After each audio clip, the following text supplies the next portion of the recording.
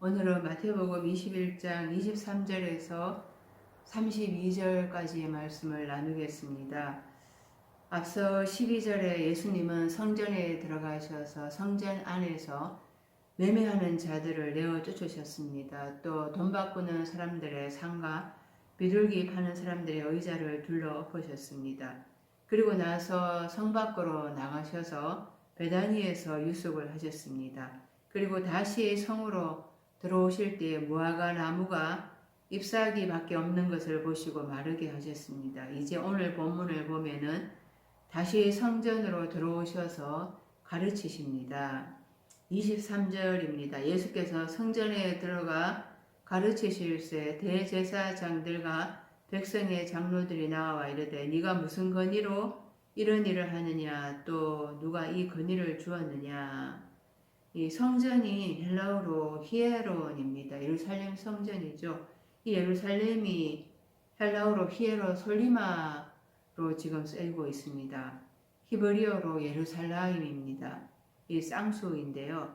이 히에로솔리마는 평화의 틀을 말을 합니다. 이 히브리어 예루살라임이 이 평화의 틀을 인식을 하는 것을 말을 하는 것입니다. 예루살라임이 쌍수이거든요. 그래서 평화의 틀을 인식하라는 거죠. 예수님은 끊임없이 내 안에 성전에 들어오셔서 내 안에 성전을 살펴보라고 하시는 것입니다. 내 안에 어두움, 흑암, 영적 무지를 인식하고 참 평화를 갈망하라고 가르침을 주시고자 하시는 것입니다. 그런데 이 가르치시는데 대제사장들과 백성의 장로들이 나와서 예수님께 따지듯이 묻습니다. 네가 무슨 권위로 이런 일을 하느냐? 또 누가 이 권위를 너에게 주었느냐? 이렇게 따집니다. 이 개역에 권위라고 번역이 되어 있습니다. 헬라어로는 엑수시아인데요. 이 권위라고도 번역이 되고 건세라고도 번역되었습니다. 이 권위라고 하면은 남을 통솔하거나 감독하여서 따르게 하는 힘입니다. 그 유사한 것이 권력이죠. 권력. 싫어하더라도 사회의 구성원이 거기에 동조하지 않는다 하더라도 강압적으로 해서 굴복시킬 수가 있는 것이 바로 권력인 것입니다. 이 권위라고 하면은 올바른 권위가 있습니다. 물론. 그런데 이제 이 권위나 또 권력이라고 하면은 상당히 지배적이고 억압적인 요소가 있다는 것입니다. 그러니까 지금 예수님의 이 권위가 옳다고 한다 하더라도 이 권위라는 말을 쓰면은 거기에는 강압적이고 지배적이고 그런 억압적인 뜻을 가지고 있다라고 할 수가 있는 것입니다. 그래서 여기 엑수시아가 에크라는 전치사 뭐뭐로부터 또 에이미 동사이 존재하다라는 뜻이거든요. 에이미 영어의 비동사입니다. 에이미 동사의 분사꼴로 해서 지금 존재하고 있는 것, 있는 것으로부터 나오는 것, 그게 엑수시아인 것입니다. 그래서 엑수시아라고 하면은 존재로부터 있는 것으로부터 나오는 것이라고 할 수가 있습니다. 그래서 그 존재로부터 나오는 것, 그게 권한이라고 할 수가 있습니다. 권위나 권력, 또 권세 이렇게 말하는 것보다는 권한이라고 해야지 맞다고 할 수가 있습니다. 그러니까 네가 무슨 권한으로, 무슨 자격으로, 무슨 조건으로 이런 일을 하느냐, 이런 뜻인 것입니다. 대제사장들과 백성의 장로들이 예수님께 따지듯이 묻는 것은 네가 무슨 자격으로, 네가 무슨 그 권한이 있어서 네가 무슨 조건으로 이런 일을 하고 있느냐, 이렇게 따지는 것입니다. 그러니까 자기들 눈에는 예수님이 성전에서 막 사람들 장사한 사람을 내쫓았잖아요. 또 상과 의자를 둘러 엎으셨어요. 그리고 또 성전에 아이들이 호산나 다윗의 자손이여 이 외치는 것을 들으니까 도대체가 저 사람이 그럴 만한 자격이 있는 사람인가 하는 그런 마음이 든 것입니다. 예수님은 나사렛 목수의 아들이잖아요. 신분적으로 별 보잘것없는 분이에요. 예. 그래서 비천한 또 갈릴리 출신이거든요. 그러니까 배움이 자기들보다 훨씬 더 짧은데 그냥 막 와서 내쫓고 둘러엎고 그러니까 못마땅한 것입니다. 자기들의 권위에 도전하듯이 보이는 것이거든요. 그래서 네가 무슨 자격이 있길래 감히 이런 일을 하느냐 이렇게 따지는 것입니다. 예수님이 지금 가르치시잖아요. 예수님은 가르치시는 게 목적이거든요. 하늘 삶의 나라의 복음을 가르치시는 게 목적인 거예요. 이 가르치다라는 게 헬라어로 디다스코입니다. 디다스코. 여기에서 디다케 교훈이 이제 만들어지고 또 디다스칼리아 하면은 교리입니다. 그래서 선생이 디다스칼로스입니다. 디다스칼로스. 지금 예수님은 디다스칼로스 선생이 되어서 가르치고 있거든요. 그러니까 네가 어디서 배워서 지금 가르치고 있느냐 하는 것인데 네가 무슨 자격이 있어서 이렇게 가르치느냐. 그러니까 너 어느 지금 너 어느 신학교 나왔니? 너 어느 교단 출신이니? 이런 거를 말을 하고 있는 거예요. 그러니까 이 사울이 아그리빠 왕에게 그 자신이 예수 믿는 자들을 잡아다가 핍박하려고 그 대제사장에게서 공문을 받고 다메섹으로 가는 길에 자기가 빛으로 오신 예수님을 만났다 그렇게 간증을 하는 것이 사도행전 26장 11절부터 볼 수가 있는데요. 그래서 바울이 그렇게 합니다. 내가 그 일로 대제사장들의 권한과 위임을 받고 다메섹으로 갔나이다. 그때 이제 대제사장들의 권한과 위임을 받고, 그러니까 대제사장들로부터 자기가 파송을 받았다라는 거예요. 그러니까 바울이 가말리엘 출신이잖아요. 또 베냐민 지파인 거예요. 그래서 바울이 스펙이 그 당시에 다른 사람들보다 못하지 않았다라는 것입니다. 그래서 예수 믿는 자들을 핍박하려고 대제사장들의 권한과 위임을 받고 다메섹으로 갔다. 그러니까 자기는 자격을 갖추었다라는 거예요. 대제사장들로부터 받은 그 위임장이 있었다라는 거예요. 권한이 있었다라는 거예요. 그래서 이것이 사도 바울의 외적인 스펙인 거죠. 그래서 충분히 그럴 만한 자격이 있었다라는 것입니다. 그래서 그런 자격을 지금 대제사장들과 백성의 장로들이 예수님께 따지듯이 묻는 것입니다. 네가 무슨 자격이 있길래 이렇게 가르치는 거야? 그냥 네가 선생이 되어서 사람들을 가르치는 거냐? 계시록 2장 26절에서 29절을 보면은 이기는 자와 끝까지 내 일을 지키는 그에게 만국을 다스리는 권세를 주리니 그가 철장을 가지고 그들을 다스려 질그릇 깨뜨리는 것 같이 하리라. 나도 내 아버지께 받은 것이 그러하리라. 지금 이기는 자와 끝까지 내 일을 지키는 그에게 만국을 다스리는 권세를 준다고 하잖아요. 근데 이게 권세가 아니라 권세는 강압적이고 굴복시키는 거예요. 억압하고. 그러니까 다섯째 날까지는 율법으로 억압하는 거죠. 하지 말라 이 하는 것으로 억압하는 거예요. 다섯째 날의 교회는 강압적인 것입니다.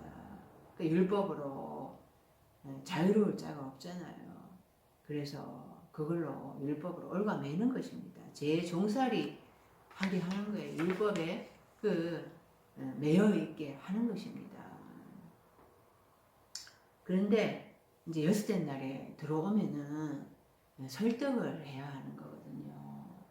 여섯째 날은 이 지식으로 이제 설득을 시키는 거예요. 설득을 시켜서 목양을 해야 하는 것입니다. 그래서 그것이 권한인 거예요.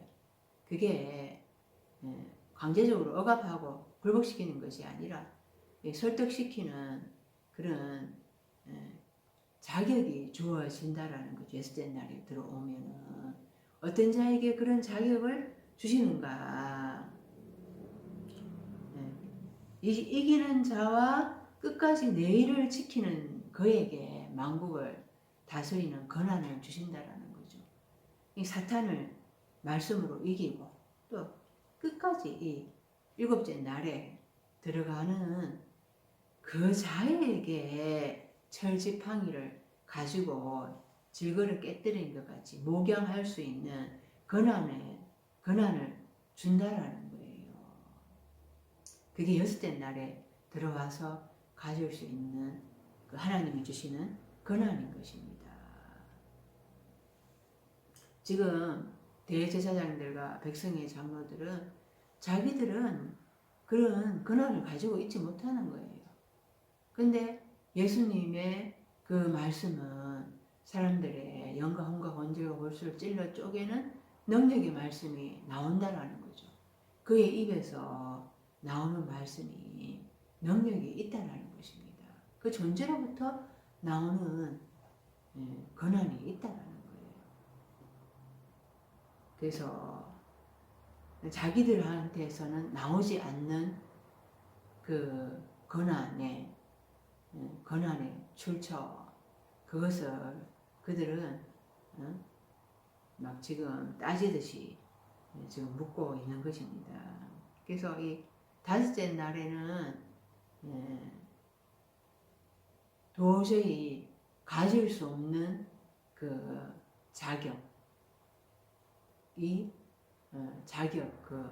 자격을 예수님은 여섯째 날의 예언자이기 때문에 하늘 아버지로부터 받아서 그것으로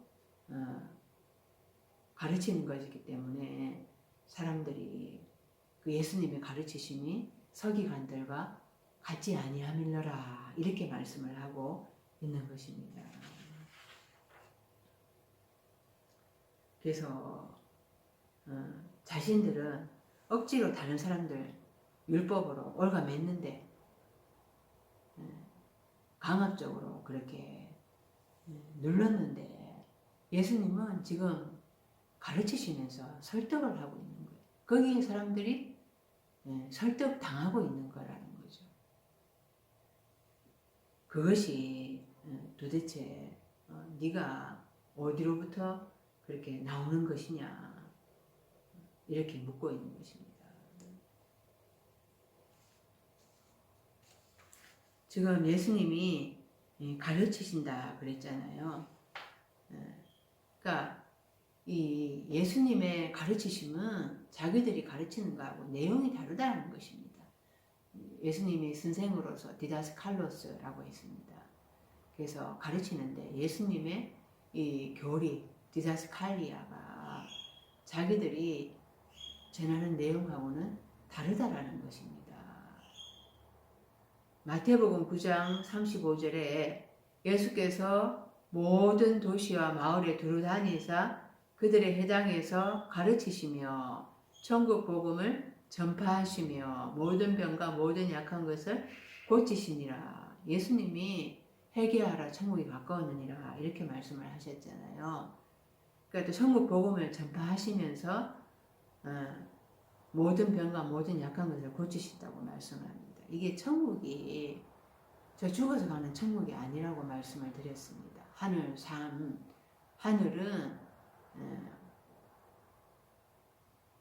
샤마임, 히브리어는 쌍수죠. 예. 그래서 두 개의 하늘이 있다라고 그것을 인식해야 한다라고 말씀을 드렸습니다. 근데 이 국은 지금 단수로 쓰여 있거든요. 하늘 삶의 나라 이렇게 번역을 해서 지금 국은 바실레이아이거든요. 헬라어로. 그래서 이 하늘 삶의 나라 실체가 지금 가까이 왔다. 자기가 하늘 삶의 나라 삼위일체 실체가 가까이 왔다. 그 하늘 삶의 나라의 복음이 어떤 것인가 라는 것을 지금 가르치시고 있는 거예요. 여섯째 날의 이 복음인 거죠. 그것이 자기들은 대제사장과 서기관들은 다섯째 날의 복음이죠. 거기에 지금 가르치는 내용의 차이점이 있는 것입니다. 그래서 이 선생이 되어서 가르치시는 그 교리가 자기들하고는 다르다라는 것을 지금 대제사장들과 서기관들이 어쨌거나 그래도 이제 알아보게 된 것이죠. 디모데후서 3장 16절 모든 교훈은 하나님의 감동으로 된 것으로 교훈과 책망과 바르게 함과 의로 교육하기에 유익하니. 그러니까 모든 성경은 하나님의 감동으로 된 것으로 하니까 이게 참 애매모호합니다. 번역이. 근데 헬라어로 하면은 모든 성경은 영적 하나님이며 모든 그 성경에 기록된 말씀은 영적으로 기록된 그 하나님의 말씀입니다. 이 말인 거예요. 영적으로 읽어야 된다 이런 말씀인 거죠. 대제사장들과 서기관들은 다섯째 날에 선생이잖아요. 그들은 문자적으로 그냥 표면적으로 역사적으로 그렇게 육으로 성경을 읽고 깨닫고 있습니다. 영적으로 도저히 이해하지도 못하고 있고 깨닫지 못하고 있죠. 그러니까 예수님의 말씀이 뭔가 다르긴 다른데 산상수훈의 말씀 또 예수님의 모든 말씀들이 비유로 가르치시고 있잖아요. 그러니까 뭔가 다른데 그것이 과연 무엇이냐. 그러니까 예수님은 지금 영적으로 가르치시고 있다는 거예요. 그 대제사장들과 서기관들은 사람의 가르침으로 가르치고 있는 것입니다. 마가복음 7장 7절에 사람의 계명으로 교훈을 삼아 가르치니 나를 헛되이 경배하는도다. 사람의 계명으로 이 교훈을 삼아서 그걸 교리로 가르치고 있다 이것입니다. 예수님이 그들을 위해서 책망을 하는데요. 나를 헛되이 경배하는도다 이렇게 예수님이 꾸짖으셨습니다. 그러니까 하나님의 계명이 아니라 인간의 계명으로 사람의 그 계명을 전통과 유전을 교리로 가르치고 있죠. 그러니까 예수님이 하나님으로 앞에 와 있는데도 모르고 있습니다. 그러니까 오늘날의 교회가 전통과 유전, 그 인간의 계명을 교리로 가르치고 있습니다.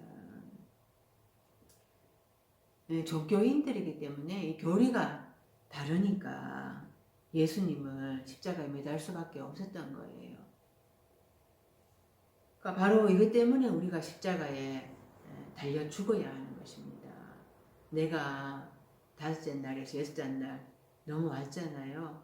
그리고 내가 여섯째 날 말미에 내가 육적으로, 문자적으로, 표면적으로 그 성경 말씀을 읽는 거, 그 로고스, 의문에 속한 것으로 읽는 거, 이것을 십자가에 못 박아야 되는 거예요. 그건 영적으로 깨닫지 못하고 있는 거죠. 육적으로 성경 말씀을 표면적으로만 이해하는 거거든요. 네. 그러니까 이 예수님이 오셔서 영적으로 해설을 해주시는데 그게 깨달아지지 않는 것을 내가 아직도 로고스로만 성경을 읽고 있다라는 거죠. 그러니까 교리가 다르게 되는 것입니다. 내 가르치는 그 내용이 다른 거죠. 성경은 다르게 해설을 하는 거예요. 그러니까 이 대제사장들과 서기관들, 유대인들은 예수님을 십자가에 못 박아 죽였습니다. 오늘날도 마찬가지인 거예요. 영적으로 성경을 해석해 주면은 도대체 이해를 못한다고 하는 영적인 소경들이기 때문에 그래서 내용이 달라지게 되는 거죠. 그래서 막 따지듯이 묻고 그래서 결국에는 여섯째 날에 내가 복음을 전하면서 결국엔 내가 십자가에 못 박혀 죽어야 하는 수밖에 없습니다. 그것으로 인해서 그 다섯째 날이 구원을 받게 되는 것이니까요. 대제사장들과 서기관들은 율법으로 굴복을 시켰죠. 억압적이니까. 그러니까 전부 다 이제 지금 성경이 건세로 이렇게 번역을 하고 있습니다. 건의로 번역을 하고 있습니다. 그런데 여섯째 날부터는 설득을 하는 것입니다. 설득을 해서 납득이 되면은 여섯째 날로 건너오게 되는 거죠. 그래서 그것이 그냥은 되는 것이 아니죠. 대제사장들과 이 백성의 이 장로들이 그냥 뭐 완전 다섯째 날에 물들어 있는데 거기에 그냥 완전 붙잡혀 있는데 그냥은 도저히 깨닫지를 못합니다. 영적 본다고 하니까 죄가 있는 거예요. 24절 예수께서 대답하실 때 나도 한 말을 너희에게 물으리니 너희가 대답하면 나도 무슨 권위로 이런 일을 하는지 이르리라. 그러자 이르리라. 대제사장들과 서기관들은 사실은 예수님의 권한이 어디로부터 또 어떤 종류의 권한인 것인지 사실상은 알고 있다는 것입니다. 그래서 예수님이 이런 질문을 하십니다. 내가 너희에게 한 말을 묻겠다.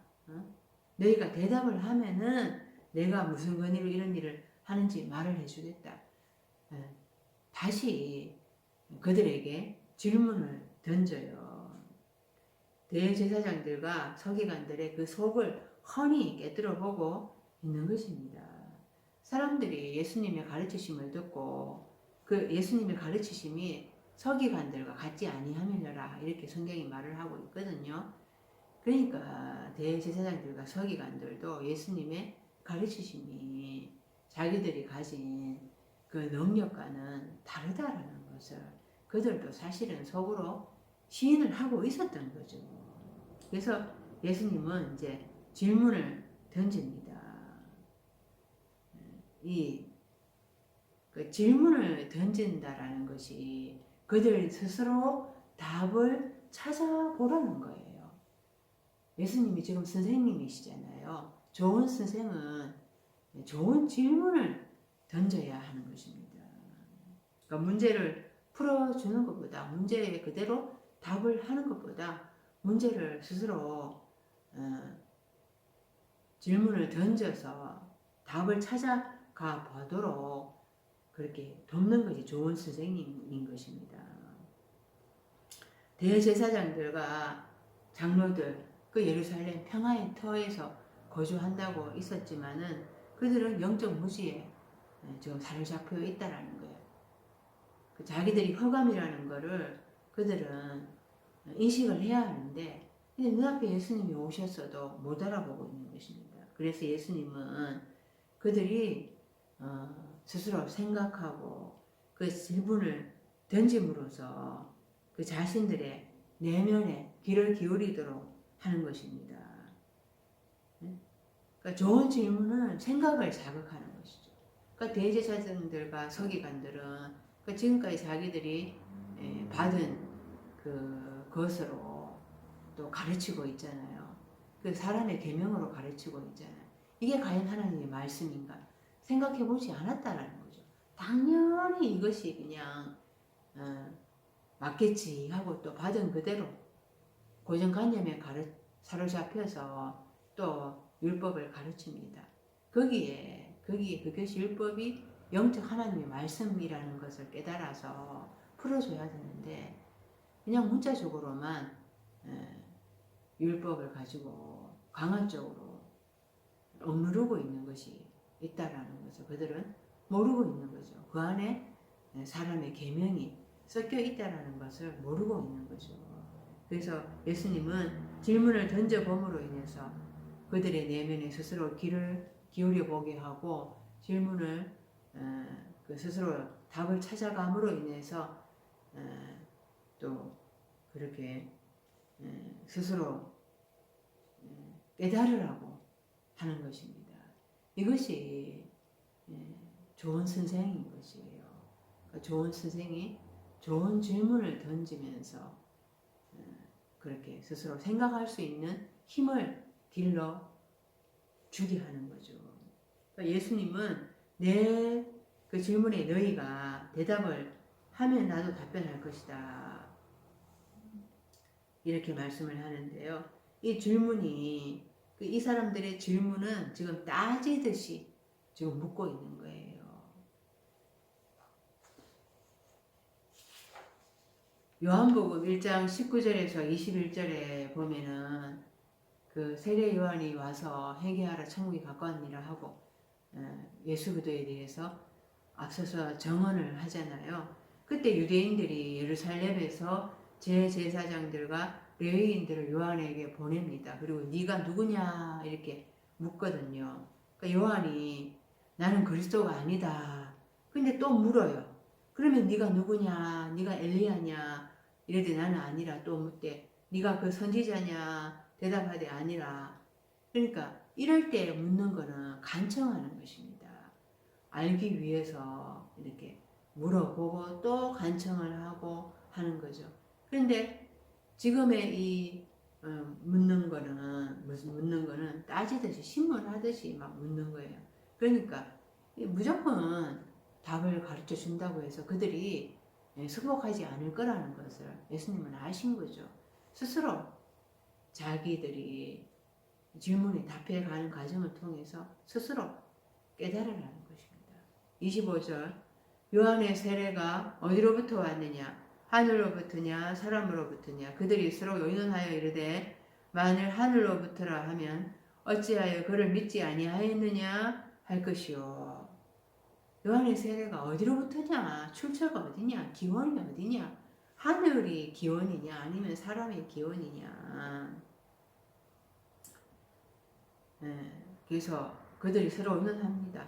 하늘로부터라고 하면은 하늘로부터라고 이렇게 말을 인정을 하면은 왜 그를 믿지 아니하였느냐 이렇게 또 추궁을 당하게 될 거예요. 요한의 세례가 하늘에서부터 난 것이다 이러면은 이 하늘이 어떤 뜻이냐. 마태복음 3장 16절에서 17절 예수님이 세례를 받으시고 물에서 올라오십니다. 그때 하늘이 열리고 하나님의 성령이 비둘기같이 내리시잖아요. 그리고 하늘로부터 소리가 있어서 말씀하십니다. 이는 내 사랑하는 아들이요 내 기뻐하는 자라 이렇게 말씀을 하시죠. 그리고 또 요한복음 6장에 오병이어 그 표적을 하시고 나서 그 오병이어에 대해서 해설을 해주시거든요. 그러니까 하나님의 떡은 그 하늘에서 내려서 세상에 그 생명을 주는 것이다 하면서 예수님은 자신이 하늘에서 내려온 떡이다 이렇게 말씀을 하세요. 그러니까 사람들이 막 예수님에 대해 수근거리죠. 이 요셉의 아들 예수가 아니냐. 그 부모를 우리가 아는데 자기가 어찌하여 하늘에서 내려왔다고 하느냐. 그러니까 예수님의 아버지가 목수잖아요. 또 형제와 자매들이 있어요. 다 육신의 가족을 가진 그런 육신의 인간이잖아요. 예수님이. 그런데 하늘에서 내려온 떡이다 뭐 이렇게 하니까 이 하늘이 하나님을 의미하잖아요. 그러니까 인정을 하지를 않는 거죠. 그러니까 요한의 세례가 하늘에서부터 난 것이자 그러니까 하나님으로부터 나온 것이다. 그러니까 모든 예루살렘과 막 유대와 사마리아로부터 막 사람들이 다 와서 요한에게 세례를 받았잖아요. 근데 요한은 외모가 초라했어요. 지금 예수님도 자기가 뭐 하늘에서 내려온 떡이다. 또 예수님께서 세례를 받으실 때 또 하늘이 열렸다. 하늘로부터 소리가 있었는데 그런 것들이 예수님이 하나님 아버지로부터 보낸받은 예언자라는 거죠. 근데 예수님이 초라했어요. 스펙이 화려하지 않았어요. 외모도 너무 초라했어요. 세례 요한도 초라했습니다. 바울 사도도 외모가 초라했어요. 말이 어눌했습니다. 그런데 거짓 예언자는 화려하잖아요. 이런 것들에 대해서 다 섞고 있다라는 거예요. 다섯째 날 교회가 커요. 막 숫자가 많습니다. 그러니까 여기에 뭔가 있지 않을까. 이게 하늘 아버지가 인정하는 거지. 하나님 아버지가 하시는 일이니까 외적으로 막 숫자가 번성하고 또 물질적으로도 부여하고 복을 받고 이게 하나님 아버지가 하는 일이지 이렇게 생각을 하는 거죠. 그러니까 그런 것들이 이제 그런 것들로 하늘에서부터 하나님 아버지가 주시는 것이다 라고 이렇게 생각을 하는 거예요. 다섯째 날이. 대제사장들과 서기관들이 다섯째 날에 속해서 이 세례 요한의 이 외적으로 초라해도 그게 하늘 아버지께로부터 나온 것이다 라는 것을 그들은 인정할 수밖에 없었어요. 그 당시에 사람들이 세례 요한을 예언자로 인정을 했잖아요. 그렇게 인정을 대제사장들과 서기관들도 그 요한에게 세례받은 사람들처럼 인정을 해야 하는데 그들은 세례 요한에게서 세례를 받지 않았습니다. 그래서 세례 요한이 그들을 향하여서 독사의 새끼들아 막 그렇게 엄청난 말을 했잖아요. 세례 요한이 와서 권능을 나타냈는데 그 예수님은 그를 가리켜서 여자가 낳은 자 중에 가장 크다, 가장 큰 자다 그렇게 말씀을 하셨거든요. 그러니까 세례 요한이 가진 그 권능, 온 자다, 하나님 아버지께로부터 보내신 자다. 외적으로는 초라해도 그 권능은 하나님 아버지께로부터 받은 것이다. 이것을 인정을 해야 한다라는 거죠. 그런데 인정하고 싶지 않은 거잖아요, 이들은. 그렇게 하면은 그러니까 왜 안 믿었냐 이렇게 이제 이제 난간에 빠질 수밖에 없는 거죠.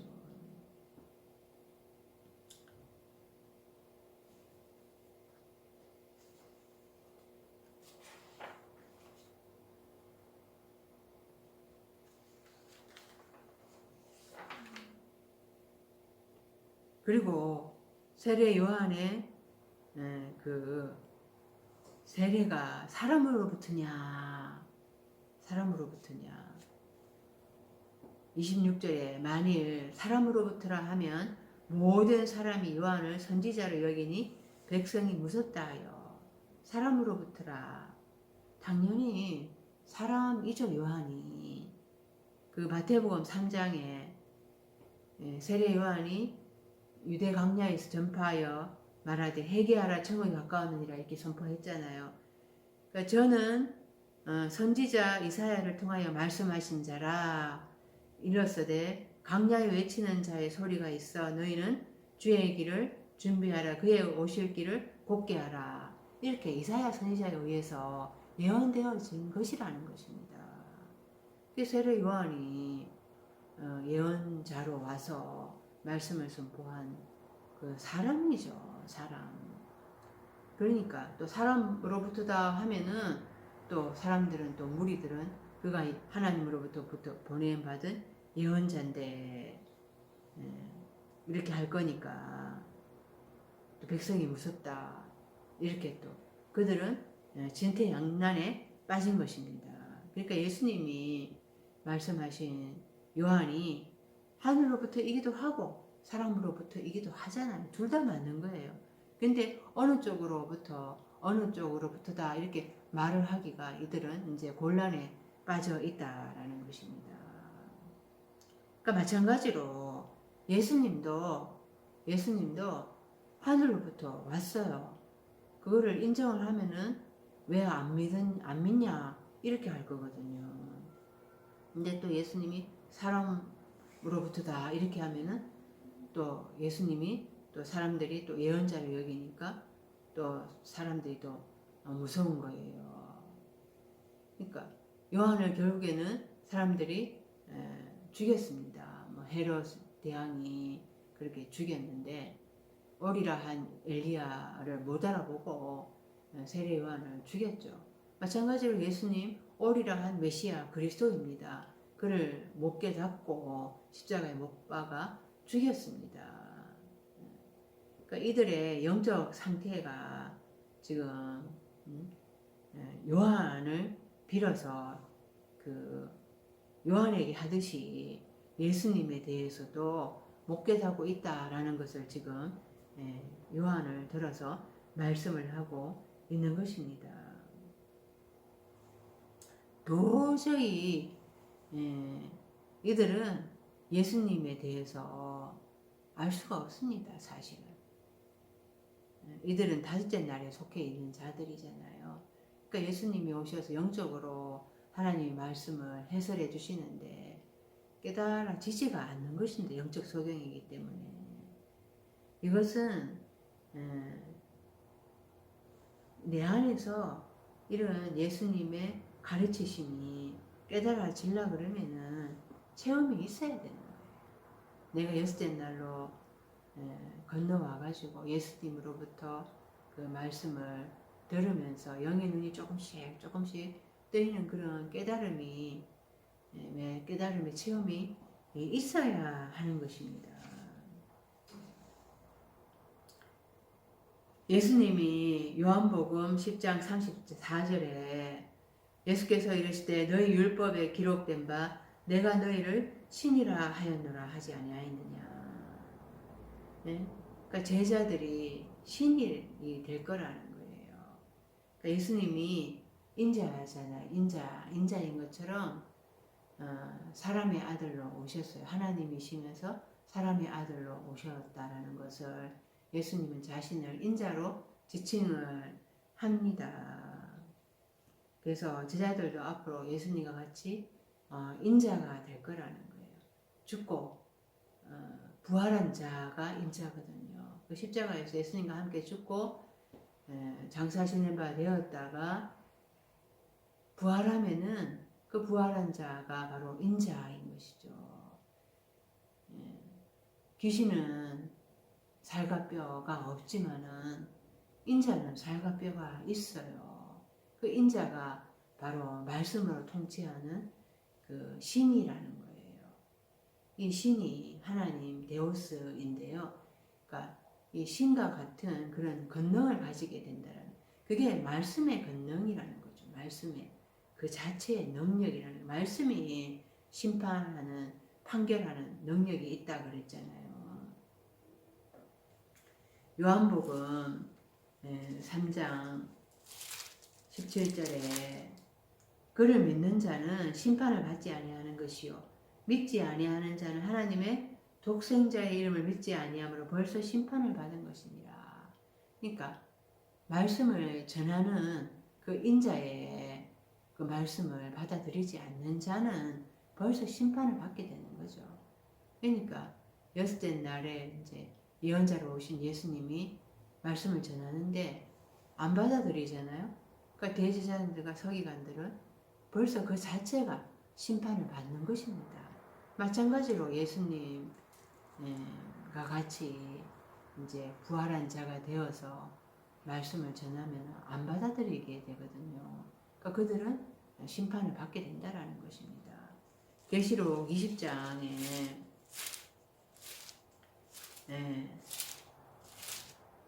이렇게 말씀을 하고 있습니다. 그 첫째 부활에 참여하는 자들, 그들이 그 예수님의 말씀 때문에 목배임을 당하잖아요. 그러고 나서 이들이 살아서 그리스도와 더불어 1000년 동안 왕노릇한다. 말씀으로 왕노릇하는 거죠. 말씀으로 심판하고 판결하는 그런 능력을 가지게 된다라는, 이것이 바로 말씀을 받은 자들을 신이라고 하는 것입니다. 그래서 이 여섯째 날에 신과 같은 그런 말씀의 능력을 가지게 되는데, 다섯째 날에 대제사장들과 서기관들은 외적으로 너무너무 초라한 예수님, 또 외적으로 초라한 그런 사도들, 지금의 외적으로 초라한 그런 자들이 여섯째 날에 들어와서 십자가에 못 박히고 예수님과 함께 못 박히고, 일곱째 날에 들어가서 복음을 전한 자들이 전하는 그 복음을 도저히 받아들이지 않는 거죠. 그래서 그들은 체험이 있어야지, 그들도 체험이 있어야지 그렇게 깨달아져서 복음을, 나라의 복음이 과연 무엇인가 하는 것을 알게 되는 것입니다. 그러니까 사도행전 9장에 사도 바울이 변화되잖아요. 다메섹으로 가는 길에서 빛으로 찾아오신 예수님을 만나서 그 앞에서 꼬꾸러집니다. 3일 동안 영적으로 장님으로 있다가 아나니아에 의해서 눈이 뜨여지잖아요. 이런 영적 체험이 있어야 되는 것입니다. 그래야지 내가 영적 소경이었구나, 그 눈의 비늘이 벗겨져야지만이 예수님의 그 나라의 말씀이 무엇인가 하는 것이, 영적으로 해설하시는 말씀이 영의 말씀으로 비로소 깨달아지게 되는 것입니다. 근데 이들은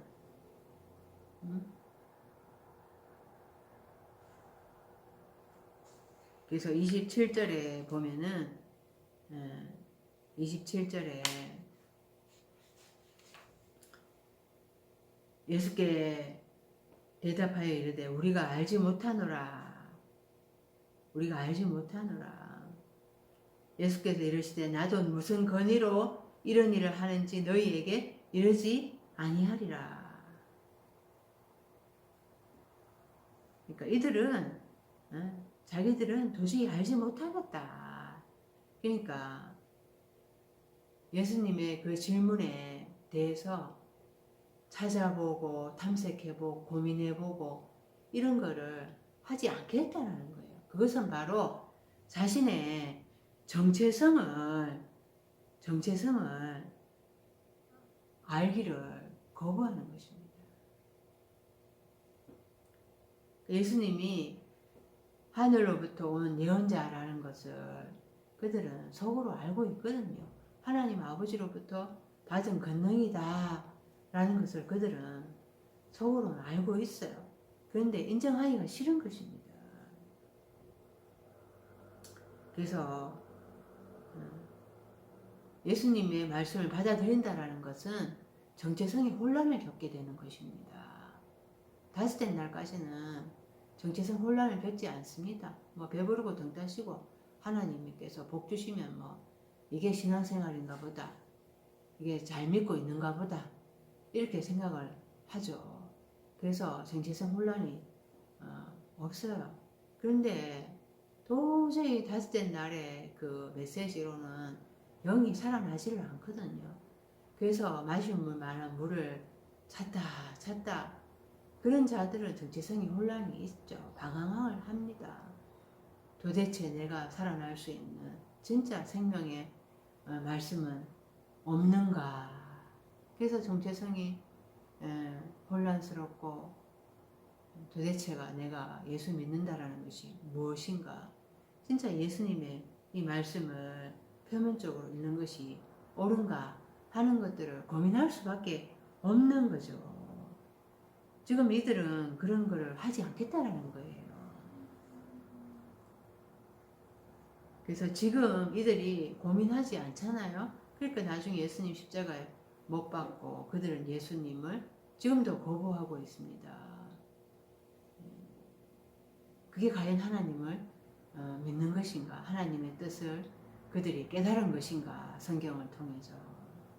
그래서 지금 내가 고민해보지 않으면 이게 과연 하나님의 옳은 말씀인가? 이 표면적으로 이 말씀을 내가 먹고 있는데 내가 영적 소경을 인 것을 내가 시인하지 않으면은 나중에 엄청난 일을 당하는 것입니다.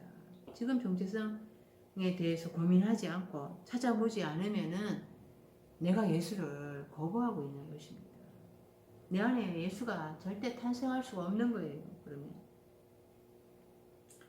그래서 예수님은 내가 무슨 권위로 이런 일을 하는지 너희에게 이러지 아니하리라 이렇게 말씀을 하십니다. 이들은 도저히 어디로부터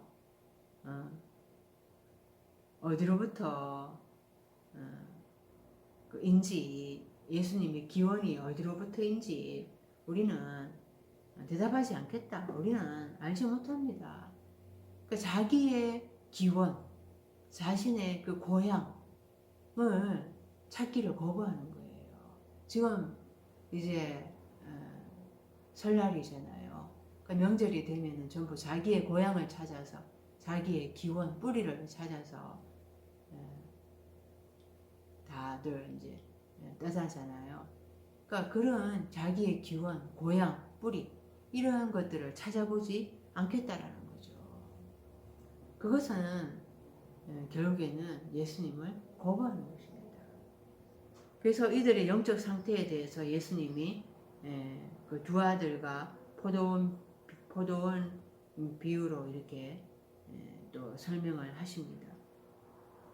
28절 그러나 너희 생각에는 어떠하냐 어떤 사람에게 두 아들이 있는데 맏아들에게 가서 이르되 얘 오늘 포도원에 가서 일하라 하니 두 아들이 있는데 어떤 사람에게 그러니까 한 사람이 이제 그러니까 내 안에 두 자식 삶이 있다라는 거예요. 어떤 사람이 두 아들이 있어서 뭐 첫째 아들이 둘째 아들이 이런 외적으로 읽으면은 성경 말씀이 내 것이 되지가 않습니다. 내 안에 이런 두 가지의 속성이 있다라는 것을 우리가 알아야 되는 것입니다. 그래서 이제 28절 맏아들에게 얘 오늘 포도원에 가서 일하라 하니까 29절에 대답하여 이르되 아버지 가겠나이다 하더니 가지 아니하고 또 30절에 둘째 아들에게 가서 또 그와 같이 말하되 대답하여 이르되 실소이다 하였다가 그 후에 뉘우치고 갔으니. 근데 지금 29절과 이 30절이 번역이 거꾸로 바꿔서 번역을 했습니다. 그래서 29절이 싫습니다 하고 뉘우치고 갔고 이제 30절이 그 둘째 아들이 가겠습니다 하더니 가지 않냐고 이렇게 바꿔서 번역을 했거든요.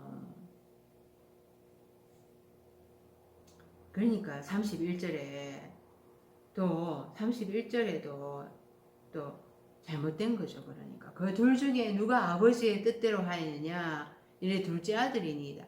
둘째 아들이 아니고 첫째 아들인 거예요. 첫째 아들. 이 첫째 아들이 싫습니다 하고 뉘우치고 갔거든요. 그러니까 이들은 이제 그렇게 뉘우쳤어요. 근데 그러니까 둘째 아들이 가겠습니다 하더니 가지 아니하고 긍정을 했기 때문에 자기들은 아무 잘못도 하지 않았다 이렇게 이제 해서 변화나 뉘우침이 없었는 거예요. 이것이 이제 31절에부터 설명을 하면은 내가 진실로 너희에게 이르노니 세리들과 창녀들이 너희보다 먼저 하나님의 나라에 들어가리라. 이게 세리와 창녀들이 첫째가 되는 것입니다. 그리고 먼저 하나님에 들어간다 이런 말이 없습니다. 먼저라는 말이 헬라어에 없어요. 들어가리라 이랬을 때는 에르코마이를 써야 되는 거거든요. 근데 에르코마이를 쓰지 않았습니다. 쓰지 않고 여기에 이제 힙하고 해서 인도하다 이런 단어를 프로하고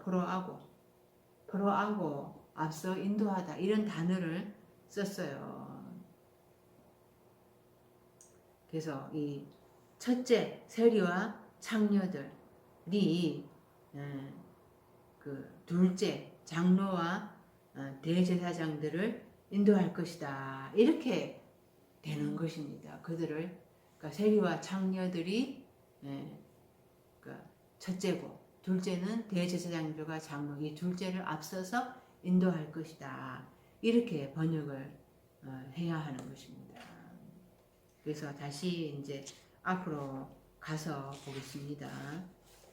제가 28절에서부터 이제 32절까지의 요 내용을 먼저 간략하게 설명을 드렸고요. 28절을 다시 보면은, 그러니까 이제 내 안에 두 가지의 속성이 있다라는 것을 우리가 알아야 된다 이렇게 말씀을 드렸습니다. 첫째에게 이제 오늘 포도원에 가서 일하라 하니까 이 첫째가 이제 싫습니다 하고 했는데 뉘우쳐 갔다 이렇게 말씀을 드렸어요.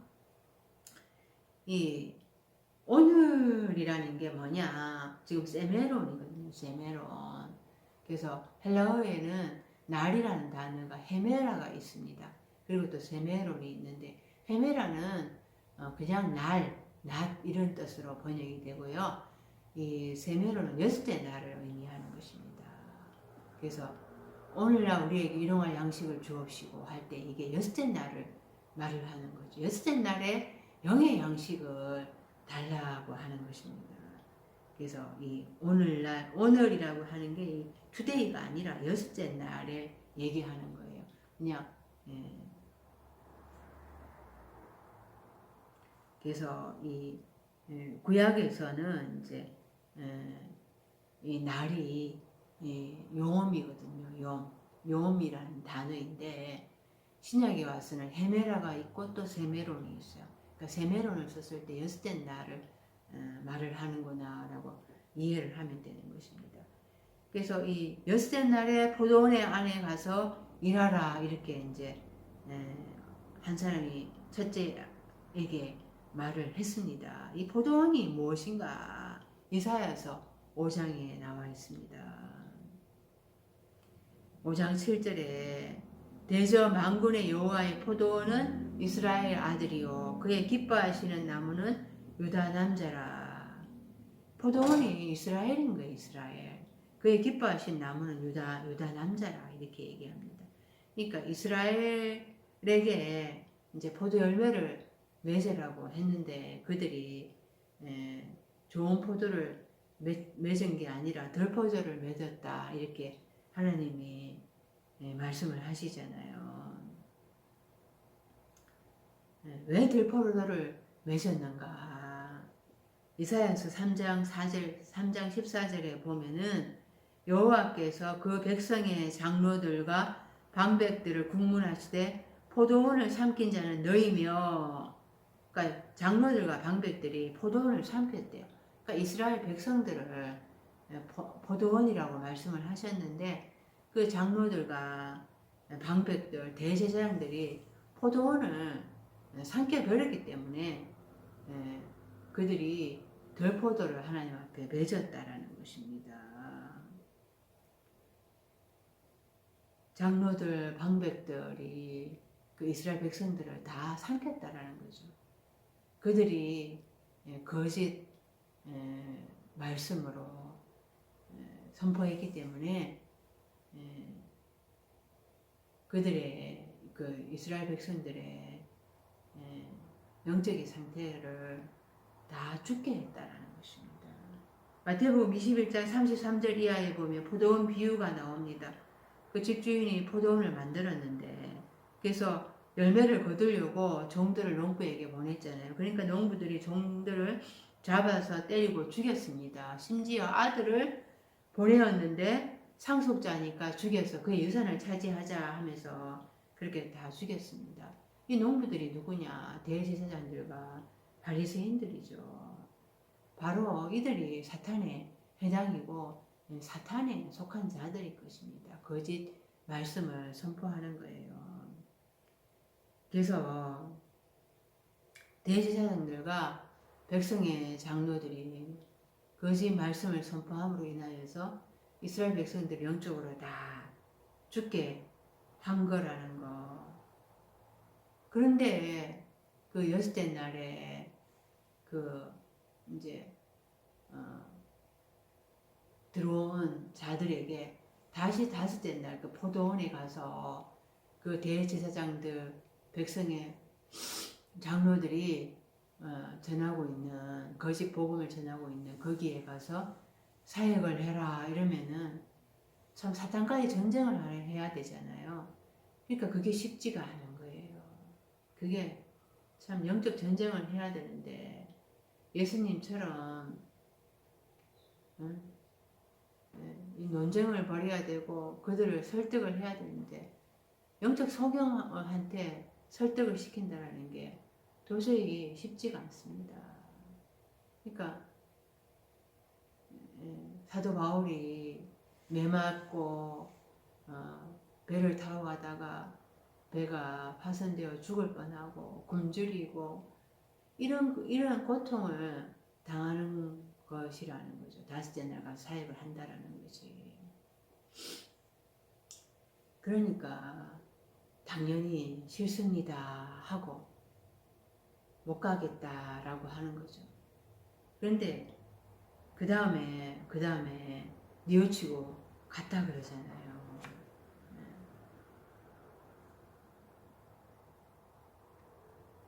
그 다섯째 날이 어떤 상태인가? 고린도후서 3장 14절에서 15절을 보면은 그러나 그들의 마음이 완고하여 오늘까지도 구약을 읽을 때에 그 수건이 벗겨지지 아니하고 있으니 그 수건은 그리스도 안에서 없어질 것이라. 오늘까지 모세의 글을 읽을 때 수건이 그 마음을 덮어두다. 그 다섯째 날까지 마음이 완전 강팍합니다. 그래서 그 수건이 구약을 읽을 때 모세의 글을 읽을 때 수건이 그 마음을 덮어두다. 영적으로 눈이 덮여 있다라는 것입니다. 이게 여섯째 날 들어와야지 영의 비밀이 조금씩 벗겨지기 시작을 하는데 다섯째 날에 이 교회가 영적으로 눈이 떠지지 않고 있으니까 거기에 가서 사역을 한다라는 것이 너무나 쉽지 않다라는 거예요. 그래서 히브리서 3장 7절에서 8절 그러므로 성령이 이르신 바와 같이 오늘날 너희가 그의 음성을 듣거든 강야에서 시험하던 날에 거역하던 것 같이 너희 마음을 완고하게 하지 말라. 이 강야가 다섯째 날이잖아요. 그런데 강야는 넷째 날 그죠? 넷째 날. 근데 다섯째 날에 이제 가나안 땅에 들어와서 배부르고 등 따시면서 그들은 점점 더 종교적으로 됩니다. 하나님을 섬긴다 하면서도 우상을 섬기잖아요. 두 주인을 섬기잖아요. 그들이 두 주인을 섬긴다는 것도 못 깨닫지를 못하고 있습니다. 그러니까 종교적으로 점점 더 견고해지죠. 그래서 다섯째 날에 가서 이 사역을 한다라는 것이 쉽지 않기 때문에 싫습니다 했지만 그 다음에 뉘우치고 갔다라는 거예요.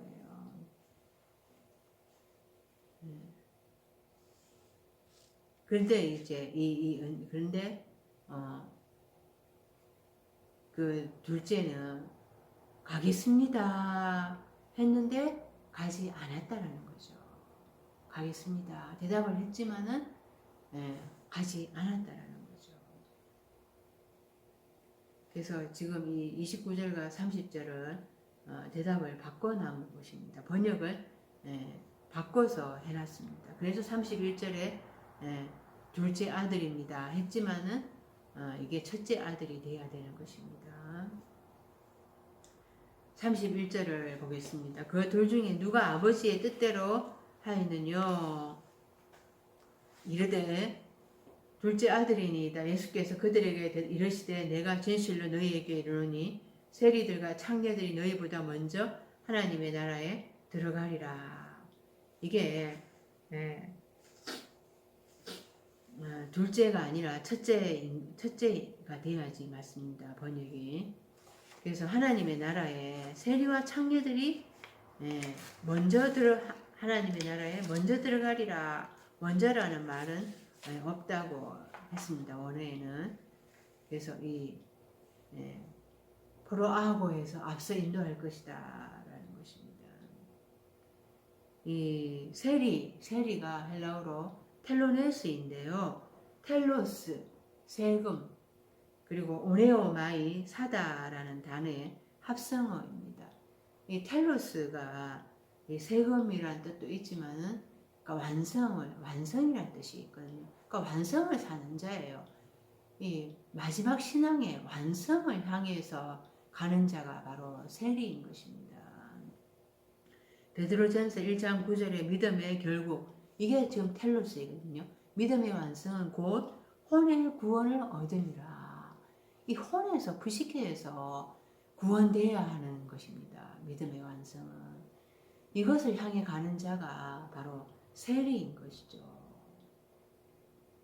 그래서 세리가 완성을 향해 가는 자, 혼에서 구원을 받고자 하는 자, 이 자들이 그 대제사장들과 서기관들을 앞서서 인도해야 하는 것입니다. 이 창기 풀어내 하는데요. 그 누가복음 15장 30절에 아버지의 살림을 창녀들과 함께 삼켜버린 이 아들이 돌아오매 이를 위하여 수알지 송아지를 잡으셨나이다. 이 창녀들과 함께 아버지의 살림을 둘째 아들이 다 삼켜버렸다. 이 창녀들 다섯째 날까지는 이 창녀일 수밖에 없어요. 예수님이 사마리아 여인에게 와가지고 네 남편을 데려오라. 그러니까 사마리아 여자가 나에게 남편이 없습니다. 그러니까 예수님이 너에게 남편 5이 있었는데 그들 네 남편 아니다. 그리고 나도 또 네 남편 아니다. 예수님이 6째 날 남편이거든요. 7째 날이 남편. 영으로 성령으로 눈이 떠여지게 될 때 그 여자가 진짜 신랑 대신 그리스도 예수와 결혼하게 되는 신부가 되는 거죠.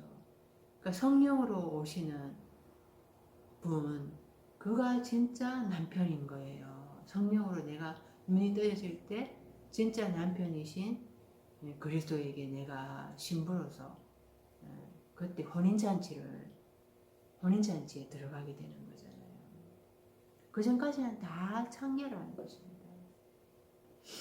그래서 6째 날에 또 아직까지는 창녀인 거예요. 창녀. 육으로 오신 예수님으로부터 말씀을 전해 듣고 있잖아요. 예수님이 나는 아직 나도 네 남편 아니다. 그래서 그렇지만은 이 세리들과 창녀들이 대제사장들과 서기관들을 앞서서 인도할 것이라는 것입니다. 그래서 이 포도원에 일하러 가는 거, 그래서 이 5째 날에 속한 자들을 하나님의 나라에 이르게 하고자 그렇게 앞서서 인도하는 것이라는 거죠. 그런데 대제사장들과 서기관 바리새인들은 본다고 하지만은 영적 소경인 자들인 거죠. 그래서 이거를 세리들과 창녀들은 뉘우쳤다라는 거예요. 변화가 있었다라는 거죠. 변화가 있었다라는 거예요. 고린도전서 15장 45절에 보면은 기록된 바 첫사람 아담은 생령이 되었다 함과 같이 마지막 아담은 살려주는 영이 되었나니 첫사람 아담은 생령 뭐 하니까 영적인 존재 같은데 이때 프시케라는 단어를 쓰고 있습니다. 목성적인 존재라는 거예요. 그러니까 이 목성적인 존재에서 깨달아 알아가 변화가 일어나서 둘째 아담을 향해서 또 통과해 가야 되고 그래서 이 마지막 아담이 되면 살려주는 영이 되는 것입니다. 이것은 내 속에서 깨달음이 일어나야 되는 거예요. 그래서 변화가 일어나야 가능한 것입니다. 32절 요한이 의의 도로 너희에게 왔거늘 너희는 그를 믿지 아니하였으되 세리와 창녀는 믿었으며 너희는 이것을 보고도 끝내 뉘우쳐 믿지 아니하였도다. 세례 요한이 의의 도로 너희에게 왔거늘 세례 요한이 예수님에 대해서 증거할 때에 나는 그의 신들매를 불기도 감당치 못하겠노라 이렇게 겸손했습니다. 그러니까 의에도 예수님이 의잖아요. 지금 이게 호도스 해서 길입니다. 길. 의의 길이 호도스가 의도 예수님이고 호도스 길도 예수님인 거예요. 의의 길 안에서 앞서 와서 예수님을 내 뒤에 오시는 이가 있는데 하고 예수님을 증거를 했잖아요.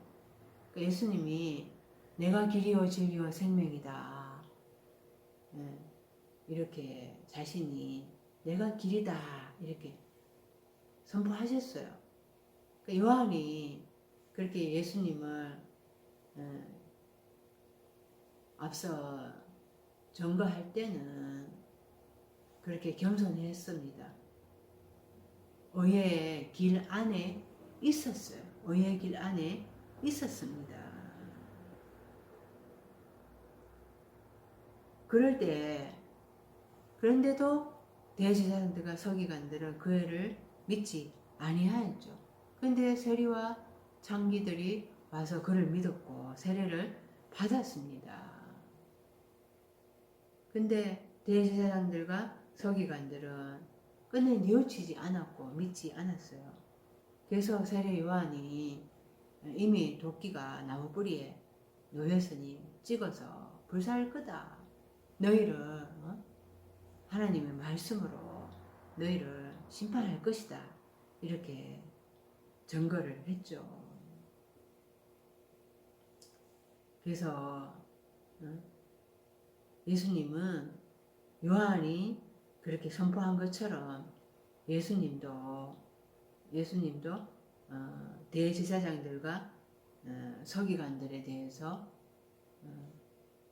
요한을 그렇게 함부로 대해서 죽였잖아요. 그것처럼 예수님도 또 거부하고 십자가에 못 박아 죽일 거다. 그런데 너희들은 그것에 대해서 심판을 받을 거다.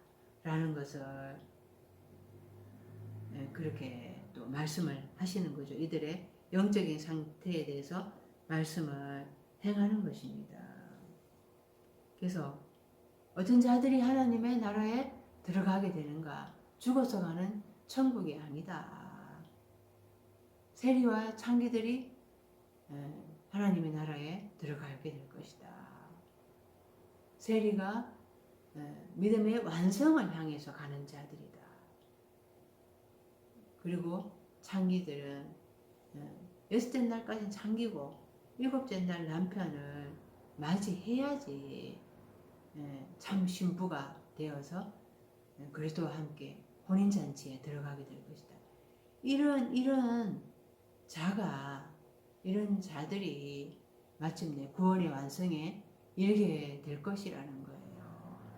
그런데 대제사장들과 서기관들은 지금 예수님에 대해서 예수님이 전하는 가르치시는 말씀에 대해서 깨닫지도 못하고서 우리는 알지 못하겠노라 그렇게 자신들이 지금 어떤 영적 상태에 있는가 또 자신들이 그런 신앙의 정체성을 찾아보기를 지금 완전 거부를 하고 있는 것입니다. 그러니까 그런 자들의 결말은 뉘우쳐서 믿지 아니하고 있기 때문에 마침내 심판을 당하게 될 것이다 라는 것입니다. 결국 이들은 예수님을 십자가에 못 박아 죽이고 지금도 예수님을 믿지 않고 있습니다. 이것이 바로 그들이 받는 심판인 거죠.